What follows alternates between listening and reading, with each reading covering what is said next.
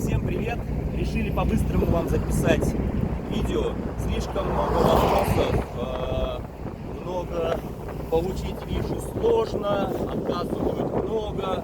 Давайте разберем эти моменты по-быстренькому, только уже холодно.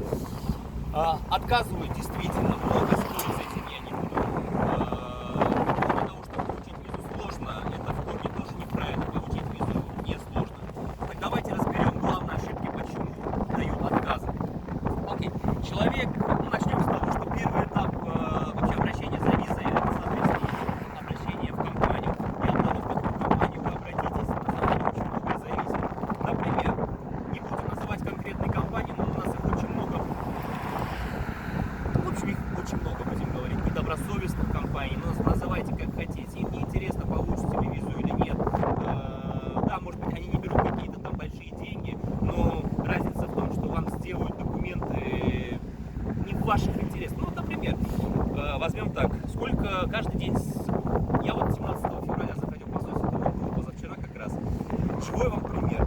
Захожу в посольство до того, как в кассу заплатить консульский сбор, сидит там человек, я не знаю, наверное, 20-25 было, половина узнала, нет, 2-3 человека наших клиентов было, но с остальными мы не делали вас в ютубе, подскажите нам, что делать. Я говорю, тихо, блин, что делать, везде камеры, блин, ты что делаешь?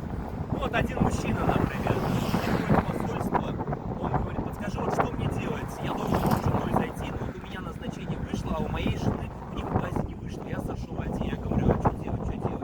Давай быстренько выходи отсюда и говори, что тебе плохо стало, пока ты консульский сбор не оплатил, потому что у тебя в анкете написано, что ты едешь с женой, вот, ты сейчас зайдешь к консулу один, причем у тебя цель туристическая, вот какой-то бизнес, я бы понял, у тебя цель туристического характера, ну и как это будет выглядеть?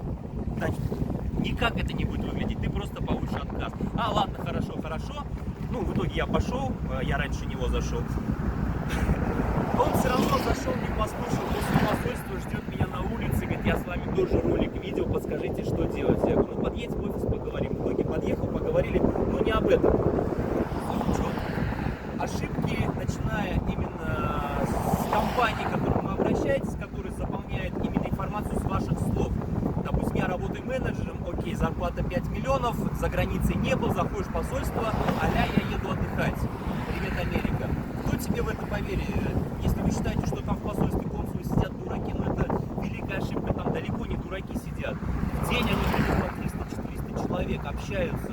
Почему посольство не смотрит документы? Кстати, вот еще один момент. Эти компании часто рекомендуют принесите с собой кадастр от квартиры, техпаспорт от машины, все документы. Люди вот лично видел с такими папками документов заходят в посольство. Где вы работаете? Я работаю там, вот посмотрите справку с работы. Хорошо, сколько вы зарабатываете? Столько зарабатываю, вот, пожалуйста, справка с банка, например. И так далее, там пытается кому-то что-то доказать. Зачем? Посольство никогда, вот за 10-летнюю практику я не видел, чтобы они смотрели документы. Если только, конечно, по исключению там студенческая виза или work and travel виза, в таких случаях, да, это требуется. Но когда ты подаешь на туристическую, бизнес, медицина может потребоваться справка с банка, это не требуется. Вот. Потом, давайте вот о чем поговорим. Вот 2 человека, да? Один из них человек при деньгах, бизнесмен, неважно, он при деньгах. Он едет действительно просто отдохнуть в Америку, либо по каким-либо другим делам. Второй человек, простой человек, он бигхалк, даже чуть-чуть на британца.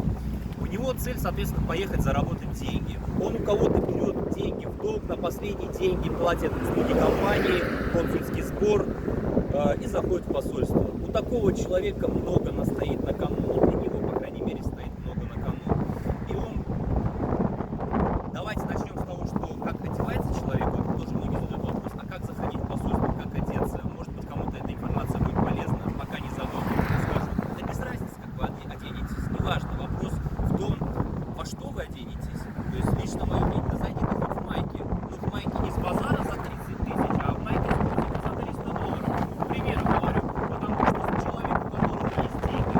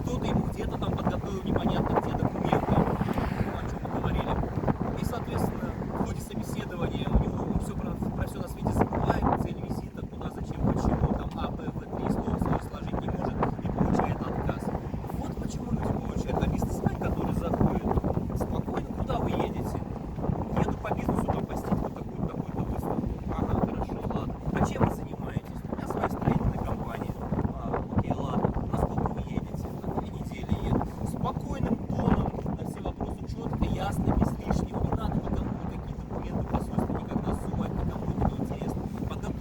Подготовьте основной пакет документов, это там анкета, назначение, если это выставка, то приглашение, если это выставка, тоже приглашение. Вот. И все, больше ничего не надо заходить. Чем легче вы зайдете в посольство, тем проще вам будет получить визу. Консул будет видеть, что этот человек не принес с собой вот такую пачку документов, чтобы кому-либо что-то там доказать, что ему эта виза там жизненно необходима. Чем меньше документов занес, тем лучше для вас самих.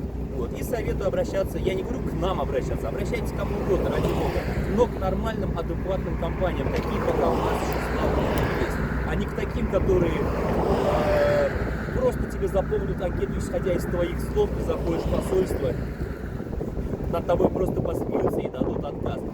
Так, о чем речь, собственно говоря, что я хотел сказать? Я хотел сказать, это визу получить несложно, если сделать все правильно, если обратиться к нормальной компании, если тебе подготовят нормальный документ, если тебя в конце концов подготовят к собеседованию, ее можно получить. Но если ты сам где-то заполняешь, решил сэкономить деньги, вот многие тоже говорят, тут один вопрос я одну тему подниму, почему у вас дорого. Но я, например, не считаю, что 12,5 миллионов сумм это дорого за 10-летний опыт, практику. Сколько ситуаций, мне кажется, мы видели все, что только можно было видеть. Вот.